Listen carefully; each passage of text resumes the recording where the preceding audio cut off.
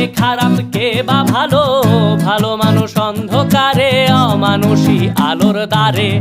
এ কেমন হচ্ছে খেলা, চারিদিকে কষ্ট মেলা, কে কোথায় যাচ্ছি ভেসে, থামবো কোথায় অবশেষে। রাজার রাজ্যে সবাই গোলাম, করতে হবে রাজার সুনাম, না হয় তোমার কল্লা যাবে, বিরাট কঠিন শাস্তি পাবে। রাজার রাজ্যে সবাই গোলাম, করতে হবে রাজার সুনাম, না হয় তোমার কল্লা যাবে, বিরাট কঠিন শাস্তি পাবে।